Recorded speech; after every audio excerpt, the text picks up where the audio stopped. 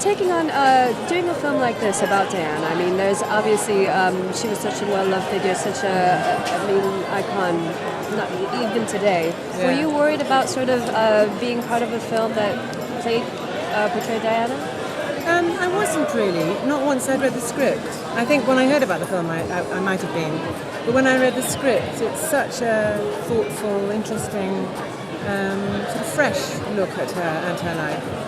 And I hadn't known about this relationship that she had either. I read Heat magazine nearly often enough, so I didn't know that she'd had this huge love, great sort of reciprocal love affair at the end of her life. So I was sort of fascinated that she had finally found this thing that she seemed to have been hunting down and looking for all her life. And then I think Stephen Jeffries, the writer, has just done a really interesting job of not just looking at this individual woman, but all the resonances of a life like that. You know, it's a story of loneliness and loss, and somebody's always trying to become the person they feel they could be, and never quite getting there, or getting there occasionally, and then finally, you know, history defeats her.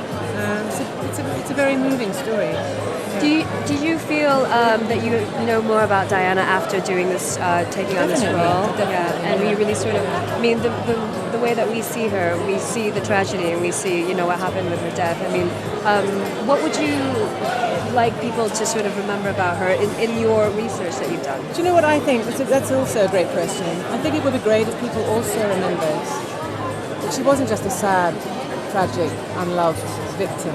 She was a real force for change.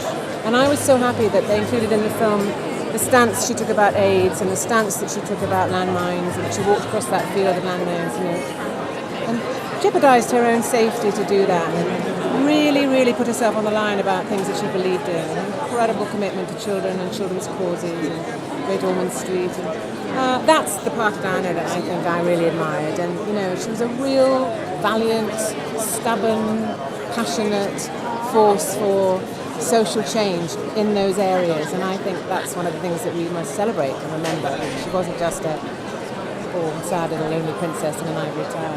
You know, she really believed in things and fought for them. Yeah, great. Thank you so much.